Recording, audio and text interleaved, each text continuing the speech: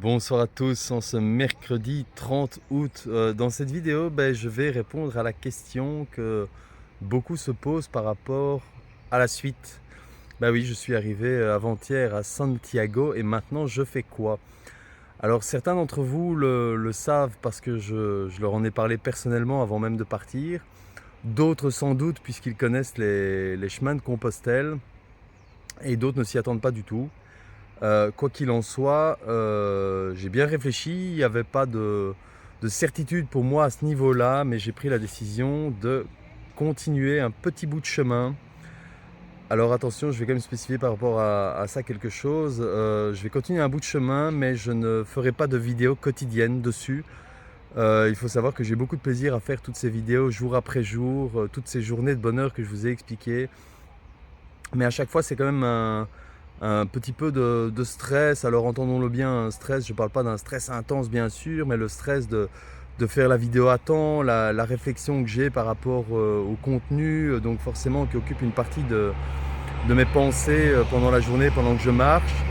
Et toujours l'incertitude de pouvoir faire la vidéo à temps le soir, l'incertitude d'avoir du réseau pour mettre la vidéo en ligne. Il faut savoir que plusieurs fois j'ai dû compresser la vidéo pour qu'elle fasse la plus petite quantité, le plus petit volume possible pour réussir avec une petite 3G à l'envoyer dans un temps parfois de 40 minutes pour envoyer une vidéo qui en faisait 5. Donc j'ai essayé de m'enlever ce stress pour la suite, mais il y a un mais, je vais y arriver tout de suite. Je vais commencer par expliquer la suite. La suite, c'est que j'ai pour projet demain matin, enfin je dis matin, je compte prendre mon temps et si ça se trouve, il sera 12h30.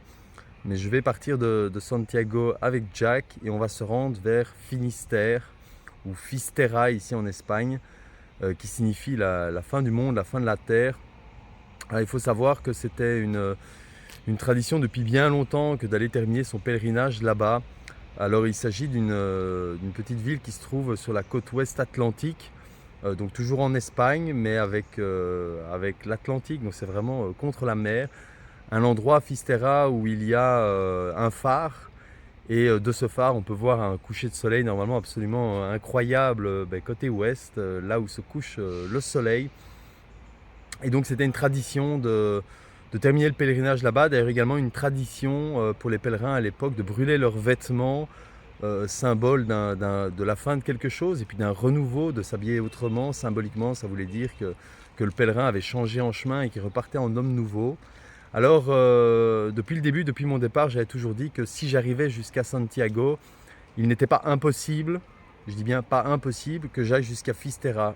J'attendais mon arrivée pour me décider. J'y ai même encore réfléchi hier, j'avais anticipé aussi d'autres alternatives, mais j'ai pris la décision de me rendre à Fistera, donc ça veut dire 90 km supplémentaires, donc 90 km supplémentaires. Et par contre, chose que je ne savais pas du tout et que j'ai appris en chemin, c'est qu'il y avait un dicton qui existe en Galice et qui dit ceci: tout meurt à Finistère et tout renaît à Murcia. Et Murcia est une ville qui se trouve à 30 km au nord de Finistère. Donc mon idée, si tout se passe bien, c'est dans les jours prochains de me rendre jusqu'à Finistère d'abord, et puis d'aller finaliser et terminer définitivement mon pèlerinage à pied dans la ville de Murcia, qui se trouve à 30 km au nord. Donc on parle ici de 120 km théoriques, considérant que j'aurai sans doute des kilomètres supplémentaires. Je suppose qu'on parle de 120 à 140 km grand maximum. Donc en gros quelques jours de marche supplémentaire pour moi et pour Jack. Comme je vous l'ai dit, je ne filmerai pas des comptes rendus chaque jour. Cependant, mon ami qui tient à jour mon site web, donc si vous ne connaissez toujours pas mon site web, il est en description de la vidéo. Vous trouvez sur ce site web mes itinéraires représentés sur une carte, mais aussi textuellement jour par jour avec le nombre de kilomètres parcourus à chaque étape. Il y a également des photos que je poste quasiment tous les jours. Et donc il va continuer à mettre à jour cette carte en fonction des informations que je lui enverrai tous les jours. J'essaierai, en fonction des réseaux, de continuer également à envoyer des photos de ce que je vois, mais je ne ferai pas de compte rendu quotidien. Par contre, mais ça dépendra du chemin, ce que j'aimerais beaucoup, et vous voyez ça comme un gage de remerciement pour tous ceux qui regardent les vidéos, ce que j'aimerais vraiment beaucoup, c'est réussir à filmer. Alors je ne sais pas ce que ça donnera, mais j'essayerai. Essayer de filmer le coucher de soleil à l'Atlantique quand je serai à Fisterra. Donc j'espère pouvoir assister à ce coucher de soleil. Bien sûr, ça dépendra aussi de la météo. Mais je pense que le chemin a été avec moi jusqu'à aujourd'hui et je pense qu'il va continuer. Donc voilà, j'espère de tout mon cœur voir un beau coucher de soleil côté Atlantique à Fisterra, au pire à Muccia, mais dans tous les cas, je ferai tout mon possible pour vous le filmer, pour vous le partager. Et puis ce que je ferai très certainement aussi, c'est après avoir finalisé cette partie de mon pèlerinage, après avoir finalisé d'ailleurs mon pèlerinage, puisqu'après ça, je marcherai certainement encore, mais plus dans la continuité de ce pèlerinage, bien sûr. J'ai l'intention de vous faire une vidéo dans laquelle je vous raconterai mon voyage de Santiago jusqu'à Muccia, si j'y arrive, bien évidemment.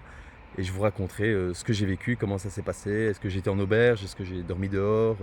Je vous raconterai ce qui s'est passé. Il y a juste que je ne ferai pas les vidéos quotidiennes comme je l'ai fait jusqu'à aujourd'hui. Mais ce seront bien sûr de nouvelles journées de bonheur pour moi. Voilà, c'est ce que je voulais vous raconter par rapport à cette suite.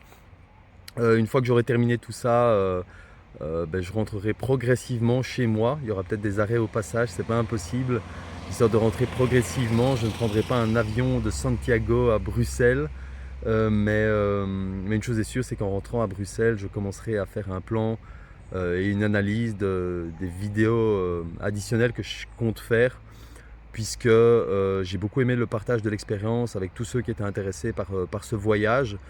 Certains y étaient juste intéressés pour voir ce qui se passait, pour en apprendre plus sur Compostelle, mais d'autres s'y sont intéressés parce qu'ils l'ont déjà fait ou d'autres voudraient le faire. Je me dis qu'à l'avenir, certaines personnes tomberont sur internet sur ces vidéos, des personnes qui hésitent peut-être à le faire, qui ont peur de le faire, qui se posent des questions. Et donc l'idée c'est de partager certainement mes retours d'expérience par rapport au type de chemin que j'ai fait, au matériel, à ce que j'ai vécu, dans le but de partager ça avec ceux qui seraient intéressés par aller marcher sur les chemins de Compostelle, de la même manière que moi je me suis inspiré de ceux qui l'ont déjà fait, qui ont posté des vidéos sur internet, puisqu'avant mon départ, je vous ai dit, j'ai préparé deux choses, mon matériel, mon équipement et mon physique. Et donc j'ai regardé pas mal de vidéos de gens qui avaient fait Compostelle et qui parlaient de leur expérience et donc du matériel qu'ils avaient utilisé, ce qu'ils conseillaient. Et donc je me suis inspiré d'un peu chacun. Je dois dire que je n'ai pas eu spécialement un modèle qui m'a fait prendre toutes mes décisions. C'est pas mon genre de faire ça. Donc je suis plutôt du genre à multiplier les sources et en fonction des sources, prendre des notes et prendre mes décisions. Donc c'est ce que j'ai fait. Mais je pense qu'avec l'expérience que j'ai eue sur ces 2300 et des kilomètres, je pense que j'ai des choses à partager pour les suivants, donc j'ai l'intention de le faire. Donc je ferai encore certainement des vidéos en rentrant, mais voilà, je vais prendre mon temps en rentrant, j'analyserai un petit peu quel type de vidéo doit être faite et je partagerai ça. Voilà.